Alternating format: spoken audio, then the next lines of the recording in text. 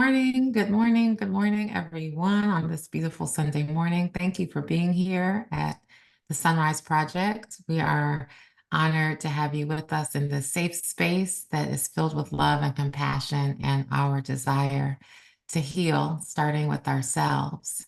God grant me the serenity to accept the things I cannot change, the courage to change the things I can, and the wisdom to know the difference. I'm so excited to have with us this morning Shewonia Roberts, who is a dear friend and who has been with us a few times before. In fact, she was last with us in 2022, where we first heard her story and where we launched something called From Sunrise to Sunset, really looking at the whole life journey and how planning for aftercare or for long-term care is really important. And so let me share a little bit about who Shewonia is, and then we'll start our conversation this morning. Shewonia Roberts is a process and design engineer who spends her days designing products and services to solve business challenges for top Fortune 100 companies. In her private time, she serves on the board of an intercontinental dance theater company and an organization providing a mentoring and hair consultation service for girls experiencing hair loss due to medical illness. But her most pressing and passionate challenge, I would say, is caregiving. In addition to having two beautiful daughters I got to meet when they were just toddlers, it feels like, Alston and Alexa, Shewonia has spent time caring for her mother and experienced the loss of her father in 2021. Her mother had Alzheimer's or has Alzheimer's, which is a reversible disease that slowly destroys memory and thinking skills and eventually the ability to carry out normal day-to-day activities. So Shewonia is going to share a little about that journey and also talk with us today about the importance of sharing our story. And we always talk about who lives, who dies, who tells your story, that beautiful song from Hamilton. And that really is the impetus for this conversation today. So with that, I want to say thank you, Shewonia, for being here with us this morning. And I'm going to turn it over to you to share a bit more about your background, this particular background around this part of your life, and how we got to where we are today. Thank you, Kelli. I really appreciate it, and I enjoy being here. I guess what I want to start with, Kelli, is just to say to you, I finally realized like your passion and commitment to this. Like when you are really doing something truly around what is important to you, what is purposeful and meaningful, you are very, very determined and you make things happen. So I would say today, Kelli, thank you for that. And thank you. I have some of the Kelli juice that is inspiring me to move forward, to do what I'm doing and working on what I'm working on. So I appreciate you. Thank you. Because I I know appreciate that you equally. when you travel, you still make time on Sundays to make this happen. So thank you for that. Um, but it's also too, Kelli, we want to leave something for people. Absolutely. At the same time, we want to leave things in people. So the work that you're doing, the work that I'm looking to do is in that vein. So I'll start with this. I either heard this story on news or a podcast or someone shared with me, so I don't remember exactly where I heard this from. But there was a family, a mother, three kids. She was significantly ill. Her heart stopped. Called 911, and they were able to resuscitate her, but she was in the hospital. She was on feeding tubes, and she came out of that maybe 2 days later, and she asked her kids, "Hey, what happened?" And they told her, "Hey, mom, you fell out, you fainted, your heart stopped. They brought you back together. We're really so happy to see you." And she looked at them and she said, "But I was at peace and I was ready. Why did you guys allow this to happen?" So the next day she said, "Let's get everybody in a room because we need to have a talk." And she said, "It is my time." She signed the DNR right then and there because, she was of sound mind and judgment. 2 days later, she suffered another heart attack. They could not resuscitate her and she transitioned. And I say all that to say that that is a part of my story. So in 2020, my father suffered a severe asthma attack. He was in ICU for 10 days. And my siblings and I'm the second of four. We've never had a conversation, not either with ourselves or with our parents. Like, what would we do if something happened? In the event of something happens, what do we do? So literally in the hospital, I am putting together my power of attorney for both my parents, literally on the computer myself from LegalZoom, just pulling different paragraphs and articles from various documents and building the power of attorney for my parents. I say that this is not the time for anyone to be thinking about putting that type of document together when someone that you love, that gave you life, is in the ICU. Mm-hmm. We didn't do a DNR for either one of my parents at that time. Fast forward 2021.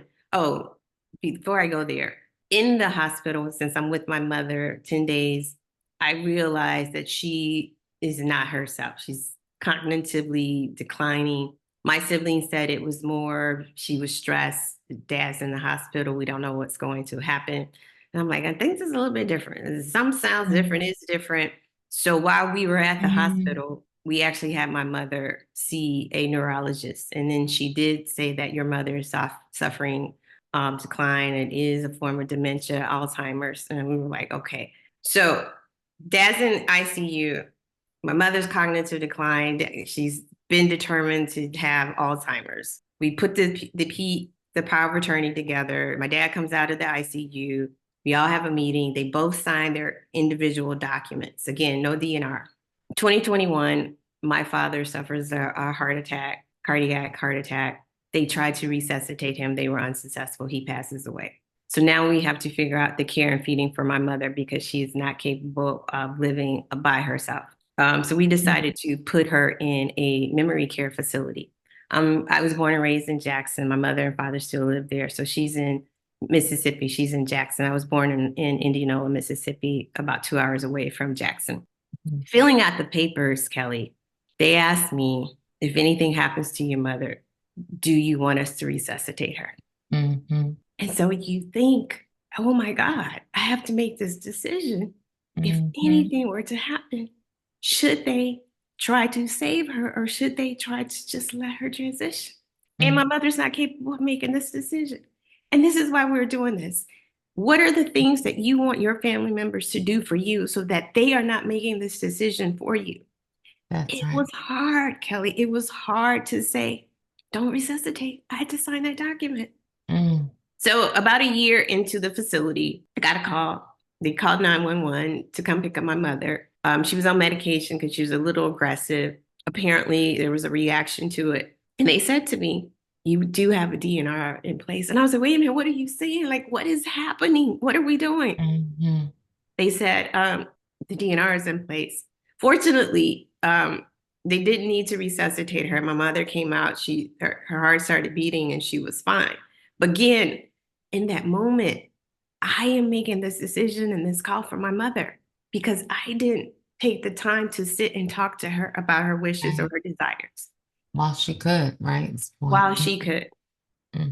So Kelli, you and I have talked and we had said, like, there are a lot of things that we as parents, and we do a lot for our kids. And to think all the things that we do for them, we have to finish the story. We have to finish this part of our life by telling them, giving them direction. Here is what I would like to have happen. And in bite-sized pieces and chunks, have conversations with them. It's a lot to take in all at once, but we have to start having these conversations and we have to start documenting and writing down our story and our plan. Yeah. This is where we are today, and this is. And before you go there to that part, and thank you for sharing and being so vulnerable and having lost a parent, my father as well. I remember exactly what you're talking about, having to plan with my mom a funeral and the services and all the things, and had no idea about so many of the things that you want to talk about in the obituary. What was childhood like, or so all things, favorite songs. And so it was really challenging. And I was thinking similarly back then, this was 12 years ago, wow, it would have been nice to know his wishes, to really, and we didn't know. So that when you were sharing your story originally, that really hit home for me. One of the other things I'd love you to share also, and you just mentioned it a little bit with your daughters and how all of us on the phone today, most of us are parents, some may not be, and that's fine, and everybody's welcome here. Um, but you shared that with knowing that your mother had dementia and Alzheimer's, you wanted to know for yourself so that you could plan for it potentially. And so you did this 23andMe study, 23andMe test, which was mind-boggling to me. And can you talk about that and why that was so important for you to do that? Yeah. So one of the things too, before I get into that, you and I talk about this all the time from Hamilton, the song, Who Lives, Who Dies, Who Tells Your Story. And if you listen to the song, the characters are telling what they know about Hamilton, and then they are the ones that are living. So you have to remember those people who are living are the ones that are telling a story. But in order for them to tell your story, you have to give them something to say. And so it's again about genetics. My grandmother had Alzheimer's. My mother has Alzheimer's. My grandmother's siblings, my mother's aunt, my second aunt, also had this disease. But when you think about Alzheimer's in general, kind of the forms of dementia, they're saying about 85% of the population by the time they reach 85 will have some cognitive decline, whether it's dementia or some other form, they will have some of that. But to better understand kind of where you are triggered, I decided to do 23andMe. You send in, I don't know if I did blood work or if I sent a sample of my saliva. I don't remember. And then they send you back the results. Now, I must say, Kelli, it took me maybe years. I mean, like 2 years before I clicked open. Hey, I have not opened mine. I have not opened it. Because, you want to know, but you don't want to know. And then you want to know, and then you find out, and what do you do? So it was a lot of things burning inside of me. But anyway, for this, there's this chromosome, APOE4, APOE4. And they measure how many, I guess, cycles that you have of those. And then they'd say if you have a high percentage or likely or probability to have a decline by the age of 85. So I finally opened it up, and I do carry 2 cycles of that variant, APOE4. And it is a probability at the age of 85 that I have some type of decline. And so I say all that, and I share the story with people and my hesitancy to open it, but it just made me fast track chronicling everything, but also getting long-term care insurance. Because if anything happened to me, I didn't want that burden on Austin and Alexa. Financially, emotionally, mentally, like I just didn't want them to be going through what I had to go. When you know better, you do better. So that's what it prompted me to do. Well, you think you do better. I know better, but I still have not done better, if I'm really honest. I know better, it takes but I time. haven't done better in this space. And so what I started to do is just start, okay, what are all the things they need to know? Like if my mind is not all together, they needed access to my digital accounts. Log into my computer, my phone, all of these, your doctor's appointments. Just think about all of the healthcare portals that you have. For every doctor you have, they have a different portal. And my kids needed to have access to that, because do you have conversation with your children like, my doctor is this, my gynae is this, if I go to a cardiologist, if I go black, like, do they know who those people really are? And I was like, yeah, no. I live in Charlotte. My oldest lives in New York. My little one goes to school in LA. The likelihood that we are talking about these people is rare. And so I started doing that, but also my medical history. If anything happened to me, my kids need to be able to say to them, to the physicians, did I have an ulcer? Did I have any kind of cancer? Like, what did am I allergic to anything? Allergic, right. They needed to be able to say, my mother had this. And so that was another part of it. And then they needed to be able to say, is anybody in her family? So then I had to chronicle my mother and father, like what have they had so that they know. But it's also good for them to just know in general. Yes. So I started doing that. Okay. Then it was my assets, financial. I was like, oh my gosh. Okay. I've lived in a lot of states, and I probably have accounts in a lot of states. And just the magnitude of just because of where everything is, I didn't even know where things were. So I had to say, okay, here are the accounts, here are the people, like here are the things.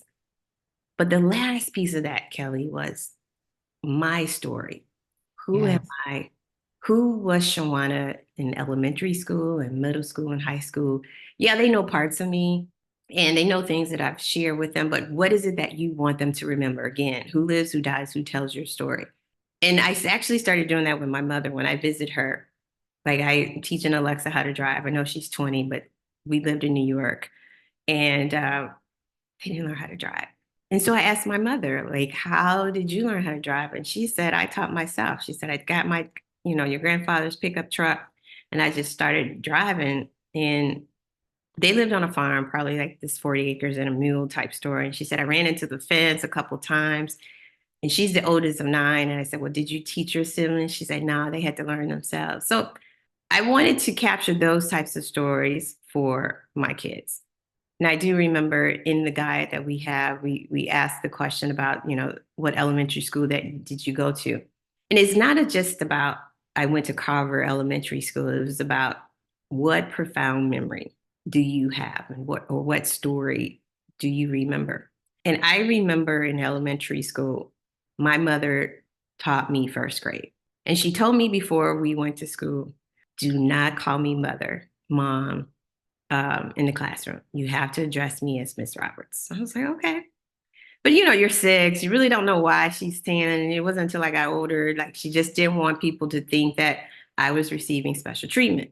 So I remember that. And I also remember that it wasn't until I was in the 3rd grade that my classmates actually found out that that was my mother. And I was like, wow, that was really a story that I want my kids to know and to remember. I also remember in middle school, which is right beside my elementary school, we started walking to school. My mom and I would walk. And I know she never said why we were doing this. And I was like, okay, this is cool. We can walk. I noticed her belly started to get bigger, Kelli. And then I went to go because my mother never said I'm pregnant with your sister. And I realized, put 2 and 2 together, the reason why we started walking was because she wanted to exercise. So we would walk to school and walk home so that she got to exercise because she was carrying my younger sister. So it's those types of stories that we want people to capture, and you want your legacy and your dynasty to remember you. And so we added those kind of categories in the guide so that you could document that. It's not just the name of the school, but what memory from that school did you have that you want people to know and continue to tell? Yes. And to speak to that part, because I want to double click on the knowing your own medical situation. And so I remember you saying, and you saying again, 50% chance of developing Alzheimer's. You have that. And many of us probably may, given our histories or other diseases. And so journaling that and sharing those details, I think for ourselves and also for our loved ones. So if we're fortunate to have a parent living or both parents living, to sit with them while they are able to speak. Because you shared the story that stuck with me from 2 years ago, where it's little things like, how do you take your coffee in the morning? If you drink coffee, or do you prefer tea? And those little things matter. I prefer my coffee with evaporated milk and 1 equal. I don't like it with milk or any sort of flavor creamer or any of that, but that gives me comfort. It's like dessert in the morning. And those little things matter. So if for some reason one day I'm unable to speak for myself, then somebody making a cup of coffee the way I like it is important and it will be comforting. So I think to your point, those details, it's what Shewonia has created and what the Sonrise Project has supported is really birthed from Shewonia's personal story and this journey that she has so beautifully shared with us here at the Sunrise Project. And so Shewonia and Sunrise, I can't take no credit. I'm not going to say I did. I looked at things, but Shewonia put together an incredible workbook. It's called Before I Die, and it is the simple, definitive guide to preserving your wishes, telling your story, and documenting your financial, your health, and your legal matters before the final sunset. So this is intended to be that simple guide that's more than other guides that are out there because it really puts a personal touch on it. And it also allows you, as you're writing your story, it really becomes your obituary. And how incredible to not have to deal with that. Like, I can't imagine Kyle and Chris having to do that one day. I'm also somewhat of a control freak. And so I would like it to be the way I would like it to be. And so I say that with, a bit of, with a lot of joy, actually, because I don't want to give them that burden. And my Aunt Gloria, who passed 6 years ago yesterday, that was equally really hard, having to write that with her daughter, my cousin. So, and we didn't know, same thing, didn't know anything. So I want to just share my gratitude to you, Shewonia, for sharing so vulnerably in 2022 and again in 2023, and then working to create this journal. It's really, I think, an incredible tool. And it opens with how do you want to be remembered? And it has all these great details. So we will put the link. We're working to get it on Amazon. It's available via the publisher now. And we're actually going to do some workshops and sessions for anybody that might be interested to have Shewonia's expertise as we go through this process. But it is, I think, an incredible opportunity to tell your own story, to capture all your information in one place, and then also do the same thing for your loved ones, for our loved ones. So anything you want to add about the journal or any other special pieces? Yeah, and thank you, Kelli, for that. I opened this call with the story about the woman with the 3 kids and how it is uber important, critical that you start to document your affairs. And most people will tell you, if you have a will, you're good. And that's not necessarily the case. If anything happens to you, someone needs the authority, the legal authority to represent you and make decisions for you. And that's the power of attorney. Again, Kelli and I are not legal professions, but I sat in the hospital outside the ICU, really putting a power to attorney together from LegalZoom, having literally no knowledge, but just literally talking to friends and family who've probably done similar type things. That is not the best time for you to be documenting this and getting approval and signature for that other person for what they want you to do for them. The time is when there is not a crisis swarming around you and your family to do this. We are the masters of our fate. We have the opportunity to document and to start to chronicle our wishes bit by bit, piece by piece. Yes, we don't know the exact time that things will happen, but you can start to give bite-sized pieces for this. And I know, Kelli, this is a challenging, difficult, hard subject to talk about. But what I do know in doing this for my mother and father, it was painful. It was painful that I didn't have a conversation with them, and I know better. Mm-hmm. It was more painful to make decisions for them and not knowing what their wishes would have been. Mm-hmm. So what I offer and give to this group, we are all a village, learning and growing from each other. I am sharing my experience. I've also talked to people. I've also been researching this. So this is about me sharing. Your will is not the only thing that you need to put in place. The will just tells people where your assets should go. But there are a lot of other documents that we have in the guide that we are recommending that you consider and talk to professionals in that field on why this is important and what you should include. The living revocable trust, the durable power of attorney, the advanced key director, the DNR, like these are other documents that you need to consider. And when I talk to people as well, they'll say, oh yeah, my parents need to do this. My parents need to do this. But then I will ask them, what have you done? What are you doing? And it's not like you said, Kelli, we may have people on the call that do not have kids, but it is whoever, your loved ones, your significant other, whoever is going to care for them. Again, it is about writing your story and giving them something to say, which is your wishes. What are your wishes? Right. So in the Well, guide, I want to read some. Oh, no, go ahead, please. no, I go have ahead. No, something that's in the chat.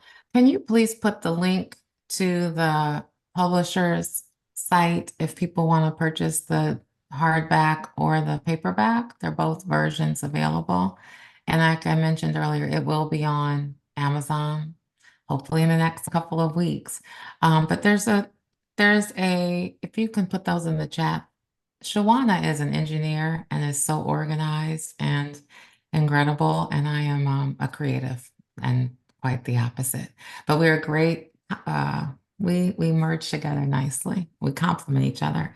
But I do want to read something that's in the chat that someone sent to me. And this is a note from somebody. It says, another point of view to this is that when my father died, my mother made all the decisions concerning my dad's funeral, who to invite, what companies to use, etc.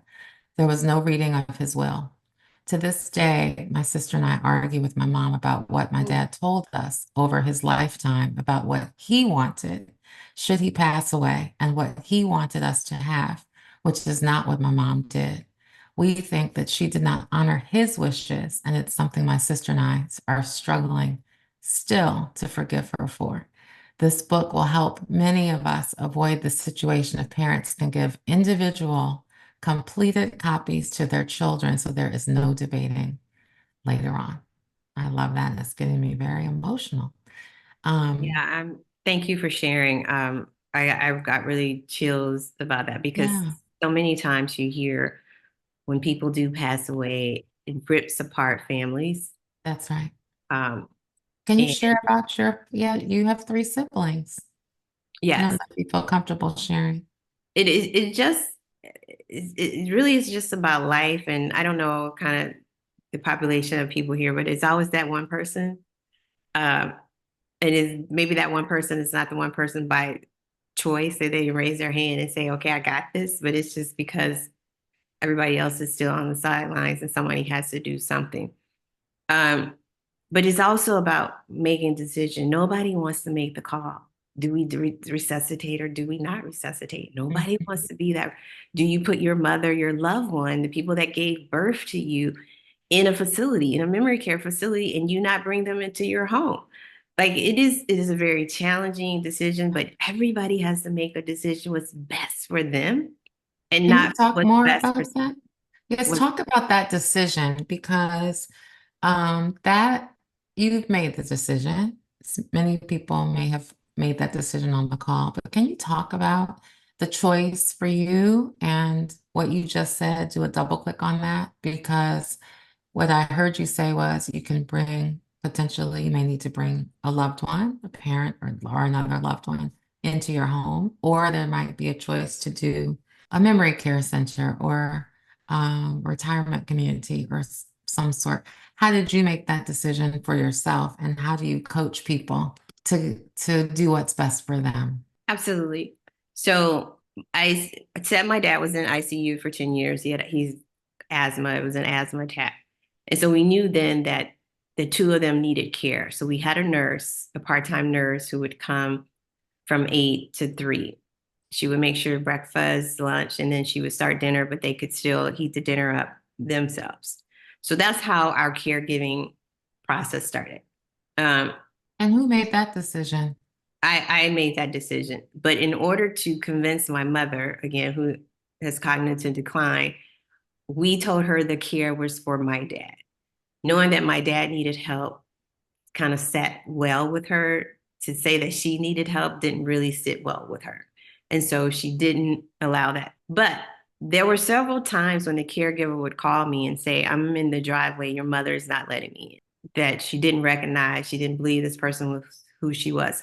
So we had a lot of situations where my caregiver couldn't give care because my mother did not allow her into the home. Mm. Um, so we struggled through that. And we decided to rotate every weekend. One of us, because it's 4 of us, would come down and just help meet the caregiver, introduce them to my mother, ensure that she's okay. This is the person that is supposed to help you, help dad, so to say. But again, my father didn't suffer from cognitive decline. So the two of them together with healthcare providers made a good situation. When he passed away, my mother could not live by herself. My neighbors would call me and say, your mother just wrote us a check. She says she owes us money and she gave us a check. Or your mother is walking up and down the street. Kelli, we just couldn't have that. I didn't want to lock her in and give her a code to use the code to exit because she wouldn't remember the code. So we wanted her safety to be sound. Again, I am from a loving community. I've lived on that street my entire life, so they know us. Yeah.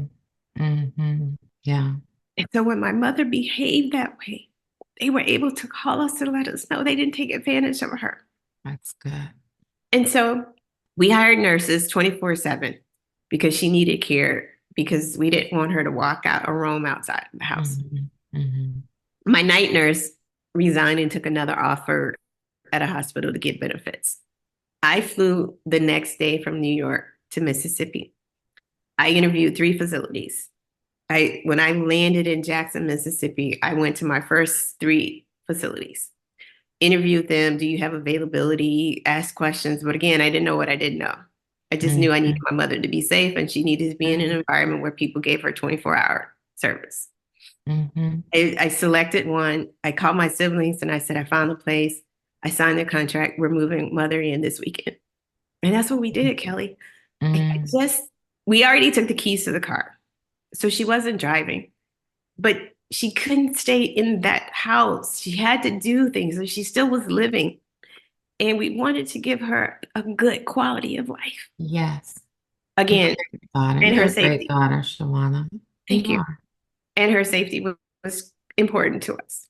And so that's what I did. And my siblings had an opportunity to say, well, we can do X, Y, and Z, but this in my head was the best solution. And they all agreed, and we moved her in the following weekend, that weekend.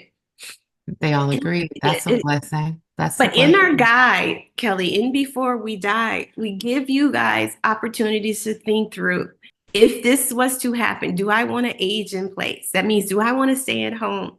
And if so, you tell your kids, your loved ones, here's how we make this happen. You are right now at sound mind and body. You can start thinking about how you want to live and age. And you give people instructions and directions to how to make that happen. If you want to go into a facility, hey, I want these places close to you, close to me, close to my siblings. It needs to have X, Y, and Z. Tell them, start thinking about, you can change it as you learn and grow. You can change how you want to do this, but it gives you instructions, directions to start writing and thinking about aging and how you want to live when you do age. My biggest thing going through all of that, Kelli, was the impact to my kids. I didn't want them to be running around doing these things that I am doing today for my mother without a plan. Without a plan. Without a plan and without a conversation of us talking about this. And that's what's so beautiful. And that's why I'm so grateful for you, Shewonia, because you did it and you put it all together in here. I mean, even what memberships do you have? You know, social memberships, sororities, the links, all those things. You know, my kids have no idea. None. And I think that's true for probably most of our children. Unless it's a rare person that said, I'm going to route this out. But I will just say, and all of the proceeds from this journal that we've done go to the Sonrise Project and Shewonia. It's not to make money, it's to help people. And so at the end of the day, Shewonia's story is so powerful. And I remember hearing it the first time and saying, what? The coffee story. And I remember how your mom had to move from the dementia facility to a more, something that was locked because she could leave. And anyway, I remember all of those. It really was powerful. So I'm sharing that to say, I think that, okay, we need to put the link for the workbook Oh, in. I was doing Yeah. that, and I'll Yeah. do that. But one more thing, I just want to share.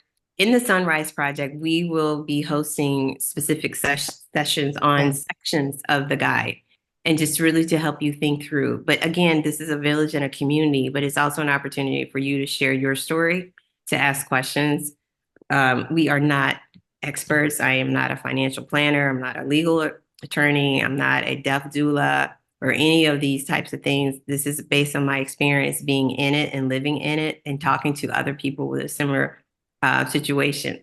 The other thing we want to do is provide you with tips and tools. So I'm gonna give you your tip today.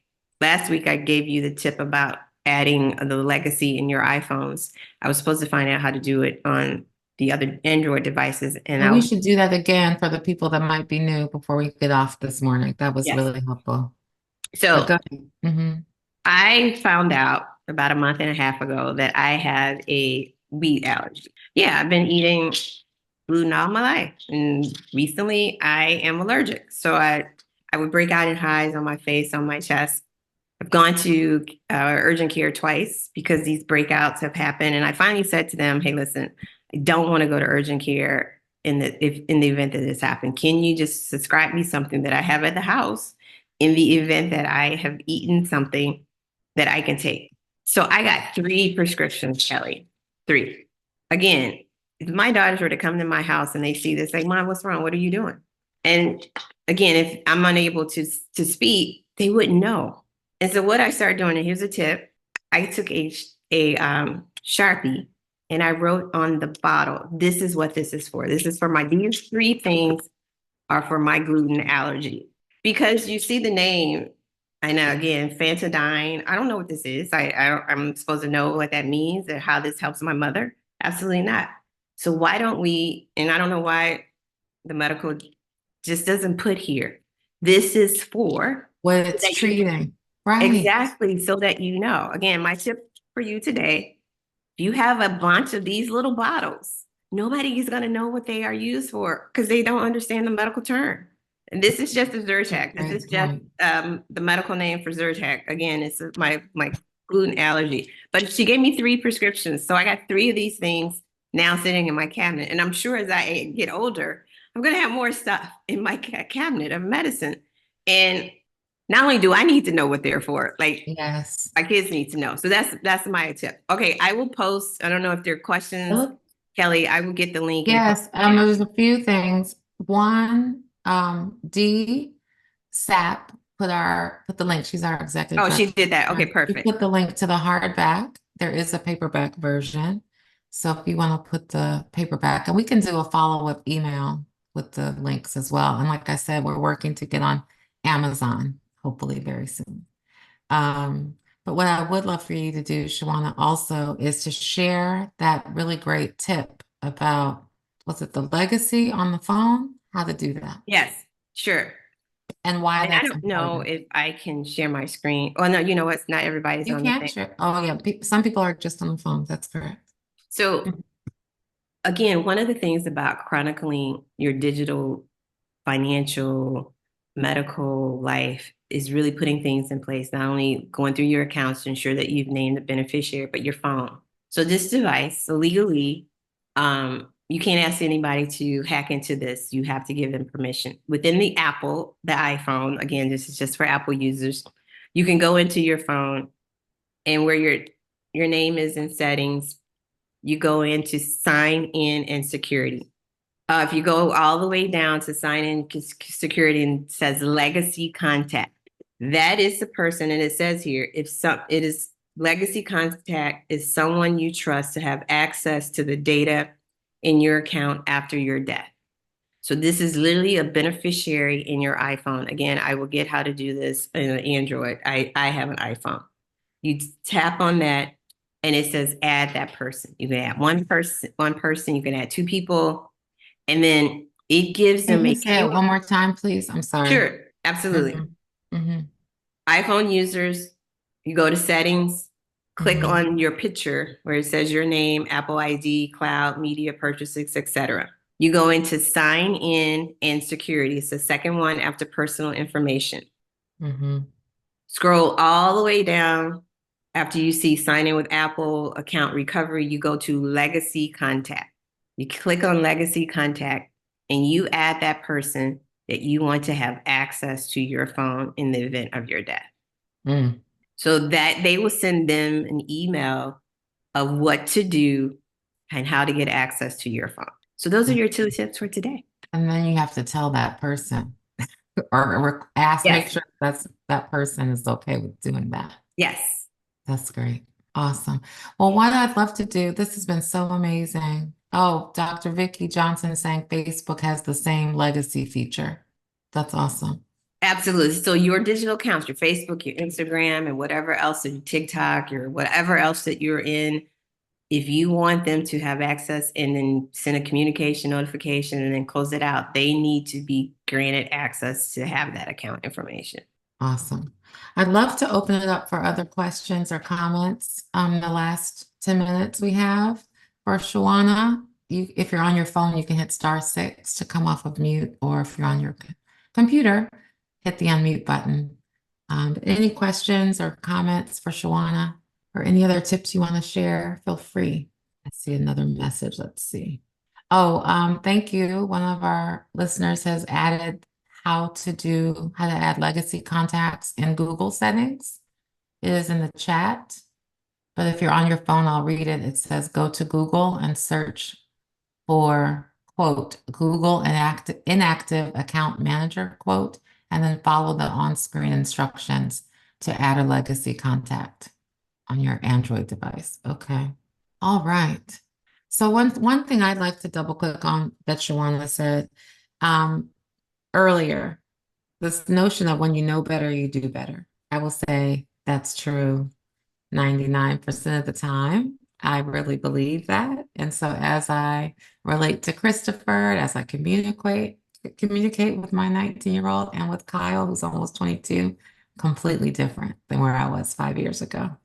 Thanks to so many people on this call and the support that we have here every Sunday and the things I've learned. And yet with this process, there's been a block for some reason. And I know better. And we've been working on this journal for a year and a half. And I have 6 copies right here. And yet, for some reason, I'm just sharing that out loud that I have not done it with my own mother. And I'm only halfway done with myself because it's a lot and it gets overwhelming in some ways. So one of the things Shewonia said that we think will be helpful is to have an open session like this, and we'll find a time that works for people. It might be an evening where we have a glass of wine or a cup of tea and do it together, but just have quiet time. Because even throughout it, there's some questions that I know I had for Shewonia. I said, what does this mean? What is a green burial? I'd never heard of a green burial. And she explained what that was. I was like, what? So, choosing how you want your physical body to be left, I guess is the right way to say it. There are even questions I had about that. And I think it'll be helpful. We think it will be helpful to have some sessions together as a group. And we plan on doing more of that. We will be doing that. We finally have dates for our retreat in October and another thing in December. So that's coming out, and a lot of things going on. But anyone have any questions for Shewonia? A lot of people saying thank you. The information's been very helpful. So I will add to what Kelli said in regards to the sessions, and just including advice and counsel from legal. Like I was in another conversation with someone who added their daughter to their home, and she did a joint tenant with the right of survivorship. And what she said to me was that, anything happens to me, I just wanted to go to my daughter right away. Like I don't want to put it in a will. And now she has that. And I'm not a lawyer. What I said to her is that when you do that and not put it in a trust, again, this is Shewonia's thinking, seek legal advice. Your daughter now owns that, and it is a part of public record. So if anybody is trying to sue her, she owns this house that you guys have together collectively. And so just think through, and this is the part of the session, these what if then that type of thing. So because she's under the age of 21, you both at risk. If something happens to you and somebody sues you, then she's still liable because you guys are part owner of the house. There are a lot of options and choices and things that you can do with your assets, your wishes. But again, the decision is yours, but we want to arm you with information so that you can ask your legal counsel and advice. The other thing, my daughter will be 25 in August of this year. So legally, she can make decisions on her own. But I said to myself, what if something happens to her? Then who can make decisions for her? So I had her sign a durable power of attorney, giving me access to make medical decisions on her behalf. Because if anything happens to her, because she's single, her mother wants to make those decisions. So we talk about this and she did it. And I'm like, this is what we're doing. And so it is, again. It's so smart, Shewonia, because I've heard horror stories of people whose children are in the hospital and they won't even give them the drugs that they're giving them or So access this is to our them. opportunity again for all of us to share our experiences, to learn so that you are armed and asking the right questions that is in the best interest for you and make that decision. It's not so that we are telling you to do X, Y, and Z, but we are giving you things to think about and consider. I love that. Been so helpful. So helpful. So somebody has said, how do we all get invited to your next session?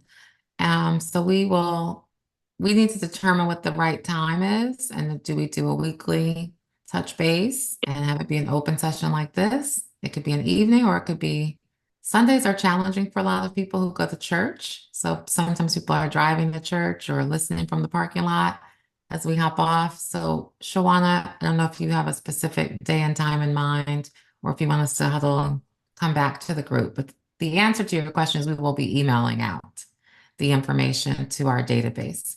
So the same way you heard about today, you'll get a note that says a special session, a sunset session with Shewonia Roberts. But did you have any thoughts on the date and time, Shewonia, now, or do you want to huddle? Not right now. Let's huddle, Kelli, and just Okay. look and see what makes sense. Okay. Awesome. And then Jules, I see your hand up.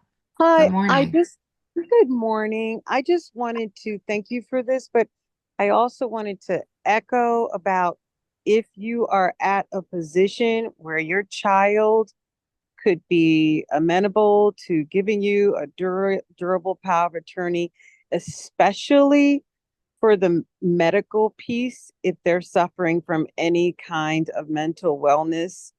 I would just encourage everyone to see if you can get it because that has been very challenging to navigate with adult children. And if they have mental wellness issues when they're in crisis, they become a lot of times more paranoid. And so I've just had that experience of having to get these papers signed to support them. And it's much harder and more challenging than most parents would ever imagine, just understanding that they're adult children. And so even though everyone can tell you that they're not being rational and everyone can see it, but as adults, they have their rights and HIPAA is no joke. So I just want to put that out there. And I really appreciate you elevating that because I've had that horror story and had to go through a lot of that. And it's still difficult, especially if or when they're not following their treatment program or taking their medication, etc., which is very normal and typical behavior, but it changes things if you have that document. Thank you.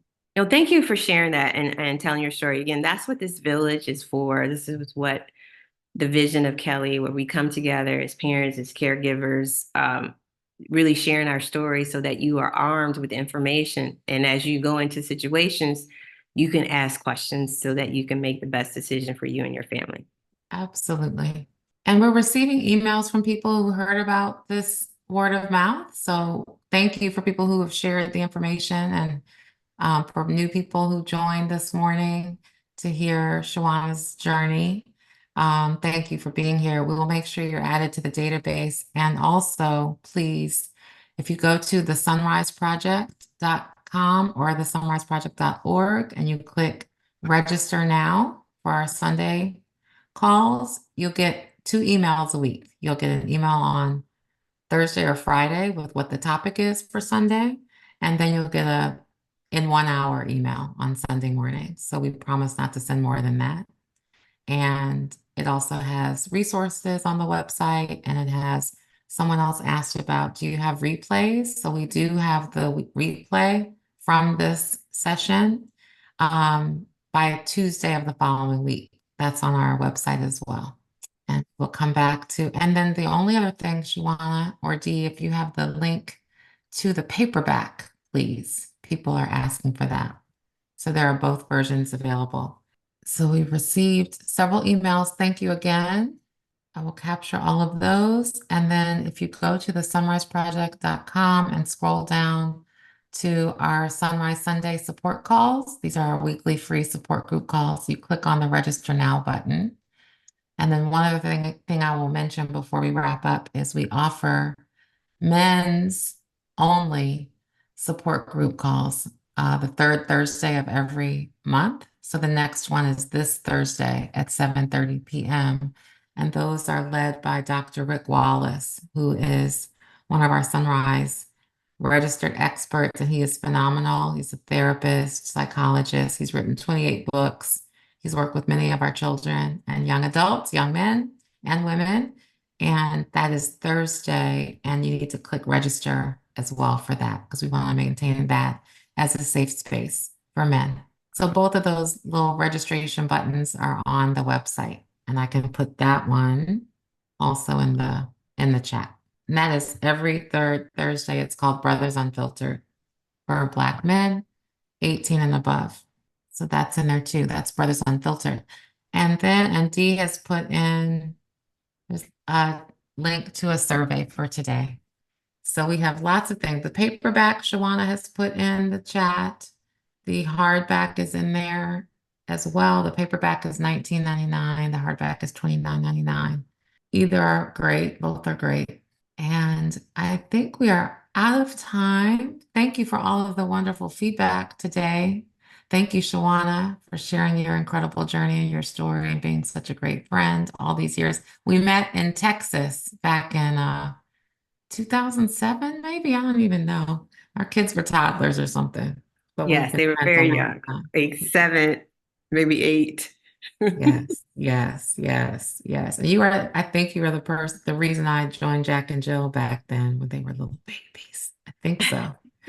But thank you again. I want to turn it over to Dr. Vicki Johnson, who will close us out in a prayer today. And then you all will see an email from us this coming week with the day and time that we'll get together and do our workshop sessions.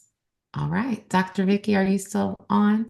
Yeah. Thank you, Kelli. And thank you, Shewonia, for sharing your story and such great information, and for your contribution to all of us with this guide. God, we thank you for this day that you have given to us, a day we've never seen before. We choose to rejoice and give you glory.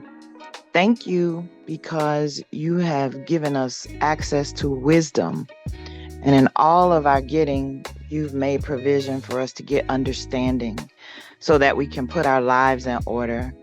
You said in Proverbs that a good man or woman leaves an inheritance to his or her children's children. And we thank you that we get to create an inheritance of information and peace and order and legacy and stories, so that who we are will live forever in generations to come. Thank you for the Sonrise Project. Thank you for Kelli, her vision.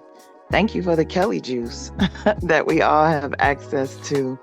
And thank you for Shewonia and her fortitude and commitment to share her pain and her lessons and her experience so that others can go through with greater grace. Give Shewonia grace as she continues to care for her mom and lead her family. Give us all insight and courage, determination to do the same for our families, so that we can not only honor ourselves, our stories, and our families, but that we can honor you. by leaving an exceptional legacy, an example of what to do and how to do it. Thank you for those who are new to the call today. And God, remind us to share this wonderful call and community with others so that they too can grow, be inspired, be edified, and encouraged on a weekly basis. We give you glory for all of these things. In Jesus' name we pray. Amen. Have a powerful day, everyone. Yes, thank you. Thank you so much, Dr. Vicki. Thank you, Shewonia. And I will say again, have a powerful day. I love that. Appreciate you. And we'll be back next week at 9 a.m. Eastern for the next Sonrise Project call. Thank you so much for being here. Have a good day.